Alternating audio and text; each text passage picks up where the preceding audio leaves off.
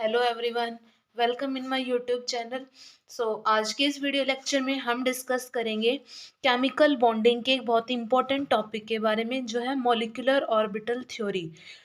Molecular orbital theory जो है वो केमिकल बॉन्डिंग का एक बहुत इंपॉर्टेंट टॉपिक है, या फिर हम कह सकते हैं कि जो सबसे इंपॉर्टेंट टॉपिक है ना, वो यही है, मॉलिक्यूलर ऑर्बिटल थ्योरी।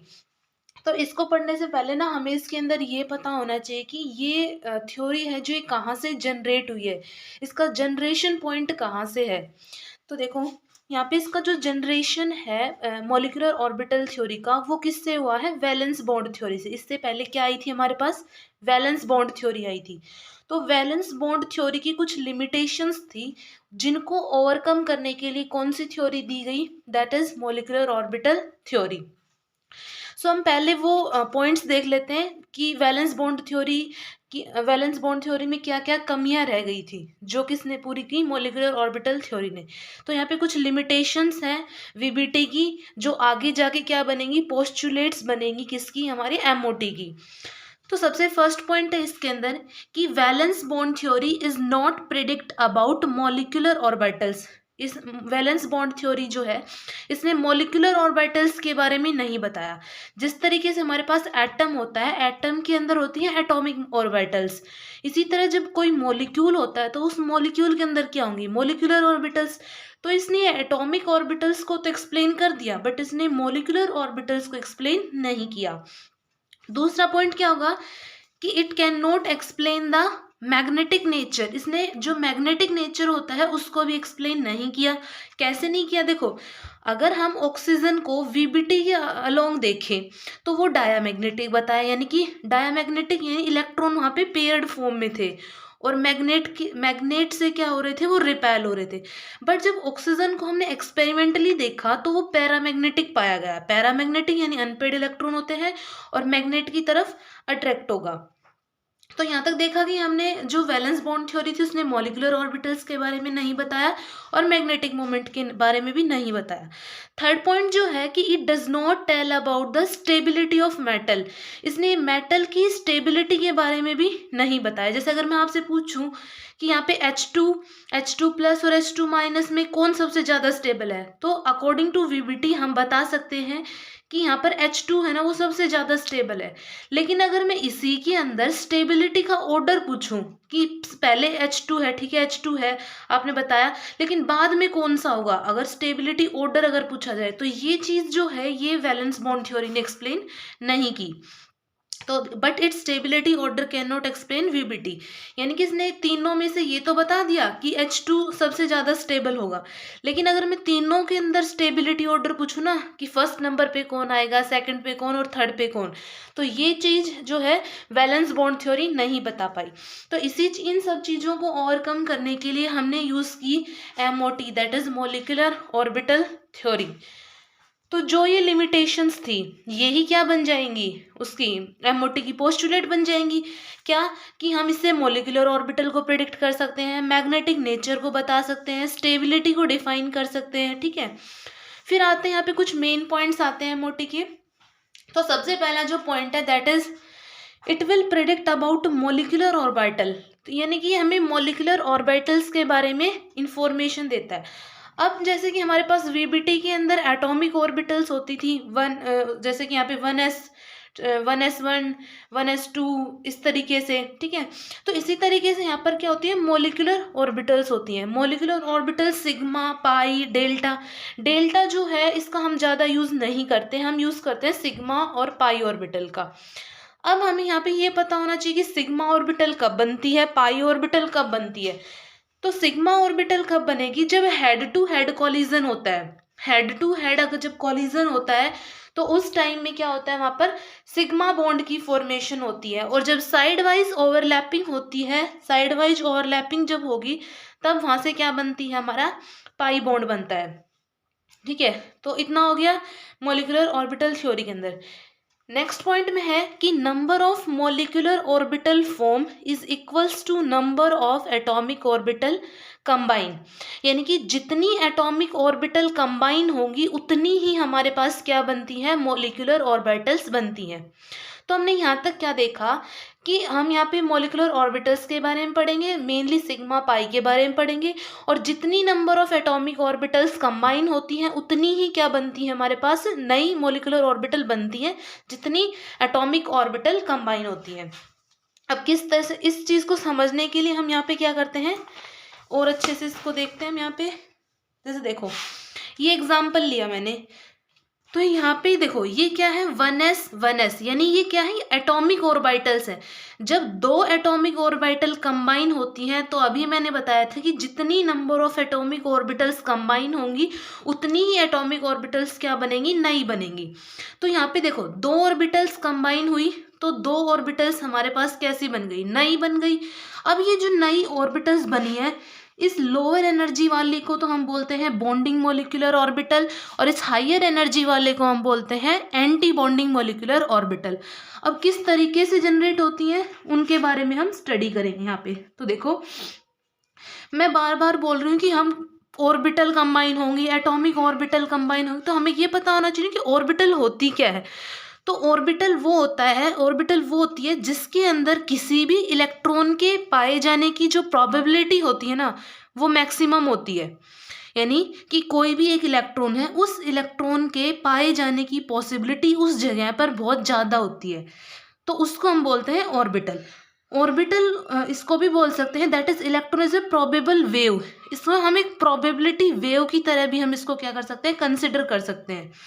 तो यहाँ पर एक साइंटिस्ट थे स्क्रोडिंगर, उनकी इक्वेशन के according to Schrodinger wave equation for the probability wave consider a function psi1 and psi2। उन्होंने क्या किया, यानी देखो यहाँ से हमें एक चीज़ और पता लग रही है कि जो मॉलिक्यूलर ऑर्बिटल है वो पार्टिकल के वेव नेचर को भी एक्सप्लेन कर रही है।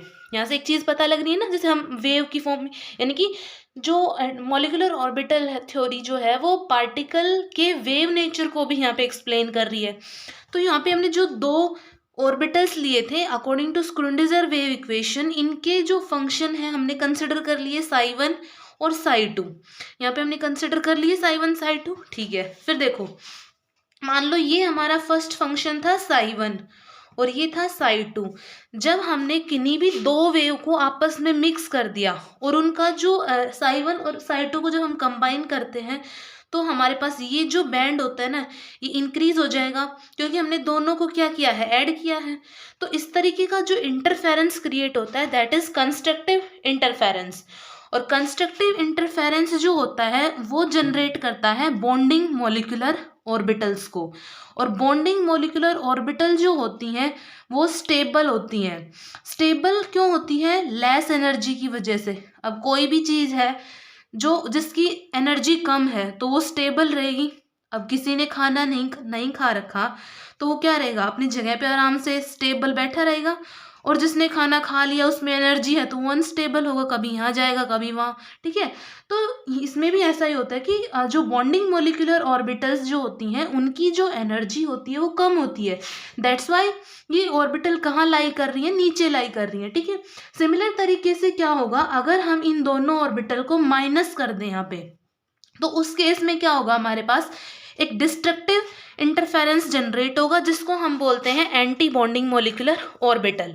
एंटी बॉन्डिंग मॉलिक्यूलर ऑर्बिटल होगा, अनस्टेबल होगा और इसकी एनर्जी जो है वो ज़्यादा होगी, और इसके लिए हम जो सिंबल यूज़ करेंगे दैट इज स्टार। तो इस तरीके से हमारे पास क्या होगा, यहाँ पर कंस्ट्रक्टिव इंटरफेरेंस की वजह से बॉन्डिंग मॉलिक्यूलर ऑर्बिटल्स जनरेट होती हैं और डिस्ट्रक्टिव इंटरफेरेंस की वजह से anti bonding molecular orbitals generate होती है। जैसे देख लो यहाँ पे ये वाली बॉन्डिंग है, ये वाली एंटी बॉन्डिंग है। एंटी बॉन्डिंग को हम स्टार से रिप्रेजेंट करेंगे। ये किसकी वजह से होती है, डिस्ट्रक्टिव इंटरफेरेंस, और ये होती है कंस्ट्रक्टिव इंटरफेरेंस, ठीक है। अब यहाँ पे हम देख लेते हैं आगे, कंबाइनिंग और atomic orbital must have nearly same energy, same shape और सेम सिमेट्री। इसका मतलब क्या है कि अभी मैंने आपको बताया कि यहाँ पर क्या होता है, जितनी एटॉमिक ऑर्बिटल कंबाइन करती हैं उतनी ही नई बनती हैं। तो यहाँ पर जो एटॉमिक ऑर्बिटल कंबाइन कर रही है वो सेम होनी चाहिए, यानी कि अगर s ऑर्बिटल है तो s के साथ ही कंबाइन करेगी, p ऑर्बिटल है तो p के साथ कंबाइन करेगी, ठीक है। तो जो एटॉमिक ऑर्बिटल कंबाइन करेंगी उनकी सेम एनर्जी, शेप और सिमेट्री होनी चाहिए। तो इन सभी पॉइंट्स को ध्यान में रखते हुए अब हम एक मोलिकुलर ऑर्बिटल डायग्राम देखते हैं CO का, ठीक है। CO is carbon monoxide. तो सबसे पहले हमें पता है कि CO जो होता है ये क्या होता है, गुड सिग्मा डोनर होता है as well as pi acceptor ligand होता है। अब जो भी CO के जैसा होगा, यानी कि जैसे CO की प्रॉपर्टी है कि वो एक गुड सिग्मा डोनर है, पाई एक्सेप्टर है, तो और जो दूसरे पार्टिकल्स होंगे या दूसरे जो हमारे पास एटम होंगे, अगर वो भी सिग्मा डोनर और पाई एक्सेप्टर होंगे तो वो भी किस चीज़ को एक्सप्लेन करेंगे, वो भी क्या करेंगे, इसी चीज़ को मतलब इसमें समझेंगे हम उनको भी। जैसे देखो, this property of CO and other pi acceptor ligand such as CN negative NO C2H4 can be explain by their MO diagram. इनको भी हम क्या कर सकते हैं, इनके MO डायग्राम की हेल्प से हम इनको जस्टिफाई कर सकते हैं। अब हम मॉलिक्यूलर ऑर्बिटल डायग्राम देख लेते हैं इसका। तो यहाँ पे देखो, सबसे पहले क्या हमारे पास हम क्या पढ़ रहे हैं, देखो हम मोलिकुलर ऑर्बिटल डायग्राम पढ़ रहे हैं C का और O का, यानी कि कार्बन का भी कंट्रीब्यूशन होगा वहां पर और ऑक्सीजन का भी कंट्रीब्यूशन होगा। तो ना हम स्टेप बाय स्टेप चलते चलते हैं, ठीक है। तो देखो, सबसे पहले हम कार्बन की बात कर लेते हैं। कार्बन का एटॉमिक नंबर कितना होगा, 6 होगा। इसके करस्पॉन्डिंग इसकी जो इलेक्ट्रॉनिक कॉन्फ़िगरेशन है that is 1s2 2s2 2p2। S में होते हैं एक ऑर्बिटल, P में होते हैं 3 ऑर्बिटल। S में मैक्सिमम कितने इलेक्ट्रॉन आ सकते हैं, 2, और P में मैक्सिमम कितने इलेक्ट्रॉन आ सकते हैं, 6 इलेक्ट्रॉन आ सकते हैं एक ऑर्बिटल के अंदर 2। तो टोटल ऑर्बिटल 3 ऑर्बिटल है और एक ऑर्बिटल में 2 इलेक्ट्रॉन आ सकते हैं, तो कितने हो गए टोटल यहाँ पर 6 इलेक्ट्रॉन्स। तो देखो, कार्बन की हम आउटर मोस्ट सेल देखेंगे। आउटर मोस्ट सेल जो है वो है 2s2 2p2। तो हमने यहाँ पे ऑर्बिटल बनाई, ये तो हमारे पास है 2s और ये वाली कौन सी है हमारे पास 2p। अब क्या करेंगे, 2s2 है यानी कि इसके अंदर 2 इलेक्ट्रॉन है तो हमने 2 इलेक्ट्रॉन फिल कर दिए। इसके अंदर भी 2 इलेक्ट्रॉन है तो हमने पहले 2 इलेक्ट्रॉन को फिल कर दिया। सिमिलर तरीके से ऑक्सीजन में चलो, ऑक्सीजन का एटॉमिक नंबर होता है 8। इसकी इलेक्ट्रॉनिक कॉन्फ़िगरेशन लिखेंगे, वही आउटर मोस्ट सेल लेंगे और यहाँ पर क्या होंगे, 2s में 2 है तो यहाँ पे भी 2 और p में कितने 4, तो यहाँ पे पहले 1 2 3 एंड देन 4, उसके बाद पेयरिंग स्टार्ट होगी। तो यहाँ पे हमने ये इलेक्ट्रॉन भर दिए। अब देखो, अब हमें मोलिकुलर ऑर्बिटल डायग्राम बनाना है CO का। तो हम यहाँ पे कार्बन के भी इलेक्ट्रॉन्स को काउंट करेंगे और ऑक्सीजन के इलेक्ट्रॉन्स को भी काउंट करेंगे। तो जो ये टोटल इलेक्ट्रॉन यहाँ पे हमने भरे हैं ना, इनको काउंट करते हैं कितने होते हैं। देखो 2 3 4 5 6 7 8 9 10, यानी कि टोटल नंबर ऑफ इलेक्ट्रॉन कितने हो गए यहाँ पे 10 हो गए। सिमिलर तरीके से देखो यहाँ पे क्या है, अगर मेरे को यहाँ पे O2 का मोलिकुलर ऑर्बिटल डायग्राम बनाना होता, O2 का, तो हम किस तरीके से करते, जैसे मैंने ये ऑक्सीजन लिया है, दूसरा ऑक्सीजन भी इसी तरीके से लेती, उसमें भी 8 इलेक्ट्रॉन होते, उसके अंदर भी कितने होते, 2s2 2p4 outer most shell होती और उसमें भी कितने इलेक्ट्रॉन होते यहाँ पे 6 इलेक्ट्रॉन। तो अगर मैं O2 का मोलिकुलर ऑर्बिटल डायग्राम बनाऊं तो उसके अंदर टोटल नंबर ऑफ इलेक्ट्रॉन्स कितने होंगे। जिस तरीके से यहाँ पे मैंने CO का बनाया है उसी तरह का O2 का भी बना सकते हैं। O2 के डायग्राम के अंदर कितने टोटल नंबर ऑफ इलेक्ट्रॉन, जैसे इसमें 10 हैं तो उसमें कितने होंगे, एक में कितने हैं 6, 4 5 6, तो 2 तो कितने हो जाएंगे 12, यहाँ पे कितने हो गए 12 इलेक्ट्रॉन हमें फिलअप करने होंगे वहां पे। तो इस तरीके से हम O2 का भी ड्रॉ कर सकते हैं, N2 का भी ड्रॉ कर सकते हैं। 2 नाइट्रोजन के बीच में भी हम क्या कर सकते हैं, O2 का, N2 का, CO का, इस तरीके से हम इन सब के क्या कर सकते हैं, MOT डायग्राम ड्रॉ कर सकते हैं। अब यहाँ पे देखो नीचे हम इसका डायग्राम ड्रॉ करते हैं। देखो इधर मैंने लिखा है मोलिकुलर ऑर्बिटल ऑफ कार्बन, इधर है मोलिकुलर ऑर्बिटल ऑफ ऑक्सीजन। अब आपको दिख रहा होगा यहाँ पे कि जो कार्बन की ऑर्बिटल है ना उसको तो मैंने थोड़ा ऊपर बनाया है और जो ऑक्सीजन का थोड़ा सा नीचे बनाया है। क्यों, क्योंकि ऑक्सीजन जो होता है ना वो ज़्यादा इलेक्ट्रोनेगेटिव होता है कार्बन से, तो उसकी एनर्जी थोड़ी मतलब कम होगी, तो ये नीचे की साइड बनेगा, ये थोड़ा सा ऊपर बनेगा, ठीक है। तो जब हम ये डायग्राम ड्रॉ करें तो उसमें ये दिखना चाहिए क्लियरली कि जो है कार्बन और ऑक्सीजन के बीच का डिफरेंस, ठीक है। तो यहाँ पर देखो हमें इस तरीके का इसका पूरा मॉलिक्यूलर ऑर्बिटल डायग्राम होगा, इसमें होमो ल्यूमो होंगे। अब देखो 2s ऑर्बिटल है, मैंने बताया था कि जब जितने मॉलिक्यूलर ऑर्बिटल्स कंबाइन होते हैं उतने, सॉरी, जितने एटॉमिक ऑर्बिटल कंबाइन होते हैं उतने ही क्या बनेंगे, मॉलिक्यूलर ऑर्बिटल। तो यहाँ पर देखो 2s यानी कि 2 एटॉमिक ऑर्बिटल कंबाइन हुए तो क्या बन गए, मेरे पास 2 मॉलिक्यूलर ऑर्बिटल बन गए। सिमिलर तरीके से जब 2p ऑर्बिटल कंबाइन हुए तो क्या बन गए, 2p ऑर्बिटल बन गए। ठीक है, अब ये sp z क्या होगा, इनके बीच का एनर्जी गैप अगर आपको और भी डीपली देखना है तो मैंने उसका पीडीएफ नीचे डिस्क्रिप्शन बॉक्स में डाल दिया है, वहाँ से जाके उसको और अच्छे से इसको आप स्टडी कर सकते हैं। ठीक है, तो देखो इसके मॉलिक्यूलर ऑर्बिटल डायग्राम में सबसे नीचे हमारे पास होता है नॉन बॉन्डिंग। नॉन बॉन्डिंग होता है, आफ्टर देन सिग्मा, पाई एक्स, पाई वाई, फिर लोन पेयर होते हैं, या फिर जैसे नॉन बॉन्डिंग। नॉन बॉन्डिंग क्या होता है, नॉन बॉन्डिंग का मतलब होता है कि जो बॉन्डिंग में पार्टिसिपेट नहीं करते, यानी कि जैसे लोन पेयर। लोन पेयर क्या करते हैं, कंटिन्यूसली उसके ऊपर डीलोकलाइजेशन करते रहते हैं, बट वो वहाँ पे क्या नहीं करते, बॉन्डिंग में पार्टिसिपेट नहीं करते। फिर यहाँ पे pi star x, pi star y, sigma star होगा। फिर यहाँ पे देखो मैंने लिख रखा है होमो। होमो का मतलब होता है हाईएस्ट ऑक्यूपाइड मॉलिक्यूलर ऑर्बिटल, यानी कि सबसे हाईएस्ट मॉलिक्यूलर ऑर्बिटल जिसमें इलेक्ट्रॉन्स हैं, तो वो हमारे पास हो गई ये वाली। और ल्यूमो क्या होता है, लोवेस्ट अनऑक्यूपाइड मॉलिक्यूलर ऑर्बिटल, ये होता है ल्यूमो। और जो इलेक्ट्रॉन का ट्रांजिशन होता है वो कहाँ से कहाँ होता है, होमो से ल्यूमो जो है इलेक्ट्रॉन्स का क्या होता है, ट्रांजिशन होता है।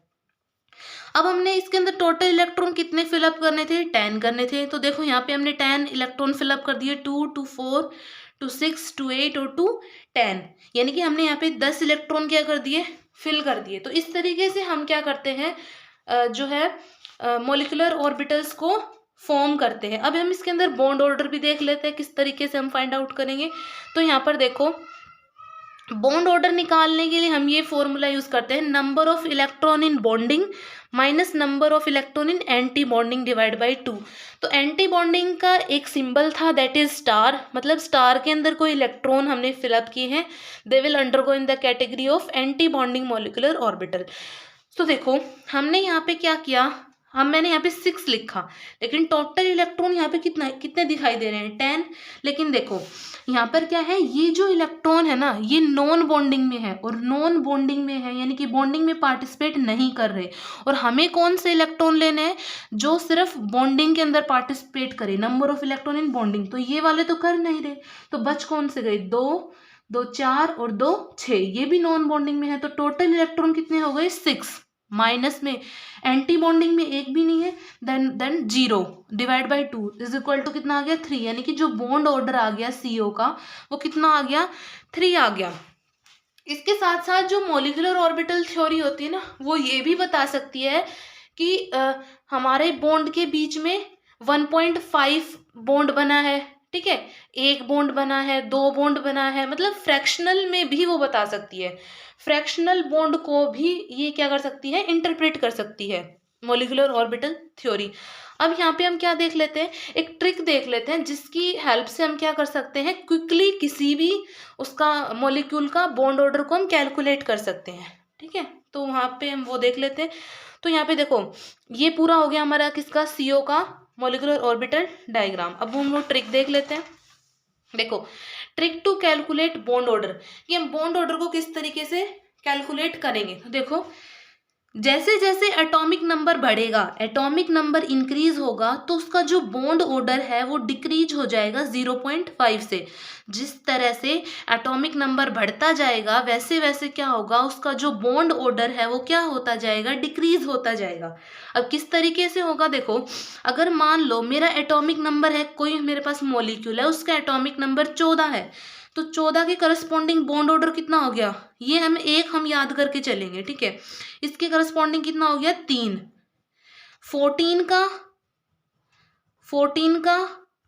20 का और 8 का, और यहाँ पर देखो इन सब का सेम बॉन्ड ऑर्डर हमें दिखाई दे रहा है। तो देखो यहाँ पे अगर है 14, 15 और 16, जैसे जैसे यहाँ पे एटॉमिक नंबर इंक्रीज हो रहा है वैसे वैसे क्या होगा कि जो बॉन्ड ऑर्डर है वो 0.5 से क्या होगा, डिक्रीज होगा। तो सबसे पहले अगर हम 14 के अंदर बॉन्ड ऑर्डर देखें तो वो कितना है, 3 है। फिर हो गया 15, यानी कि क्या हो गया, हमारा एटॉमिक नंबर इंक्रीज हो गया। एटॉमिक नंबर इंक्रीज हो गया तो जो हमारा बॉन्ड ऑर्डर है वो क्या होगा, 0.5 से डिक्रीज होगा। तो यानी हम 3 में से 0.5 माइनस कर देंगे, क्या आ गया, 2.5 आ गया। सिमिलर तरीके से अगर यहाँ पे 16 हो गया, यानी कि हमारा क्या हो गया, एटॉमिक नंबर इंक्रीज हो गया। तो कितना था, 2.5 था। तो 2.5 में से क्या करेंगे, 0.5 माइनस कर देंगे, कितना आ गया, 2.0 यानी कि 2। तो हमारा कितना आ गया यहाँ पे 2। फिर से हम क्या करेंगे, 17, फिर से एटॉमिक नंबर बढ़ गया तो फिर से 0.5 माइनस करेंगे, 1.5 आ गया। सिमिलर इसी तरीके से हम चलते जाएंगे। इधर भी यही है, 14, 13, 12, 11। अगर हमें इधर का याद हो गया तो बिल्कुल एज इट इज इधर वालों का होगा, ठीक है। तो इस तरीके से हम क्या कर सकते हैं, किसी भी उसका बॉन्ड ऑर्डर कैलकुलेट कर सकते हैं। अब हम यहाँ पे क्रॉस वेरीफाई करके देखें। यहाँ पे हम करते हैं क्रॉस वेरीफाई, किसका, हमने CO का निकाला है। हमने CO का बॉन्ड ऑर्डर कितना निकाला है, 3 निकाला है। और हम क्या करते हैं, अब इसको क्रॉस वेरीफाई करके देखते हैं इस वाले ट्रिक से कि हमारा सही आ रहा है या नहीं आ रहा, ठीक है। तो हमने अभी अभी देखा था कि जो कार्बन है इसका एटॉमिक नंबर कितना था, 6 था। और यहाँ पे ऑक्सीजन था, इसका एटॉमिक नंबर कितना था, 8 था। तो अगर हम 8, यहाँ पे देखो कार्बन का एटॉमिक नंबर 6 था, ऑक्सीजन का एटॉमिक नंबर 8 था। हमने मॉलिक्यूलर ऑर्बिटल किसका डायग्राम, मतलब किसका बनाया था, CO का। तो अगर हम 6 और 8 को प्लस कर दें तो वो 14 हो गया। और 14 का अगर हम हमारी स्टेबल के अकॉर्डिंग देखें तो कितना आ रहा है, बॉन्ड ऑर्डर 3 है। 14 के करस्पॉन्डिंग कितना है, 3 है। तो यानी कि इसका भी बॉन्ड ऑर्डर कितना हो गया, 3 हो गया। तो इस तरीके से हम क्या कर सकते हैं, इसको वेरीफाई भी कर सकते हैं कि हमने जो बॉन्ड ऑर्डर निकाला है वो हमारा सही है या गलत है, ठीक है। So this is overall about molecular orbital theory. So अगर आपको इसके रिगार्डिंग कोई प्रॉब्लम हो तो आप मेरे को कमेंट बॉक्स में ज़रूर बताएं। आज के लिए इतना ही, मिलते हैं नेक्स्ट में। Thank you.